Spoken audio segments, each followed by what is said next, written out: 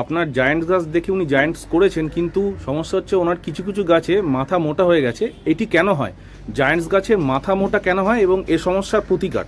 রাধারমন মাইতি। দেখেন, জায়ান্ট গাছ তৈরি করতে গেলে আপনাকে আগে আমার গাছে কতটা খাবার দিলে আমার গাছ ঠিক থাকবে সেইটাকে আপনাকে আগে ক্যালকুলেশন দেবে। ধরেন যে প্রশ্নটা আমাকে করেছে, ঠিক আছে, আমি তো তোমার গাছ গিয়ে তো দেখছি না তোমার গাছে আজকে এতটা খাবার দিতে হবে। ঠিক আছে, জায়ান্ট গাছ তৈরি করতে গেলে খাবারকে আগে মেনটেন্স করতে হবে। ঠিক আছে, কালকেরই একজনা প্রশ্ন করে মানে আমাকে ফোন করে জানালো আর কি, যে দাদা আমার 100 পিস জায়ান্ট গাছে মানে মাথায় কুড়ি এসছে, সাইড দিয়ে একটা করে পাপড়ি হয়ে কুড়ি নষ্ট হয়ে যাচ্ছে। ঠিক আছে, কুড়ি নষ্ট হয়ে যাচ্ছে। তা আমি তাকে বললাম যে দাদা কি খাবার দিয়েছেন? হ্যাঁ, তা তখন আমাকে বললো মাছ পচা, খোল পচা, এই সব খাওয়াই, ওর সঙ্গে একটু নাইট্রোজেন দিই। আমি বললাম যে দাদা আপনার ওইখানে তো একটু ভুল আছে। তারপরে দ্বিতীয় কথা হচ্ছে দাদা ওয়েদারে মেরে দিয়েছে।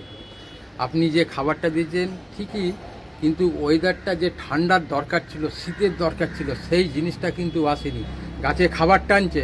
জায়ান্ট গাছে আমরা লাইটটা দেই কেন? লাইটটা দেওয়ার কারণ হচ্ছে আমরা ফুলটাকে মানে লেট করবো বলে, মানে কুড়িটাকে লেটে যাতে, যার কারণের জন্য আমরা লাইটটা দিই। কিন্তু এই যে ওয়েদার এখনও দিনের বেলা দেখেন মানে কাঁদিয়ে ঘাম বার হচ্ছে। ঠিক কথা। হ্যাঁ, কাঁদিয়ে ঘাম বার হচ্ছে।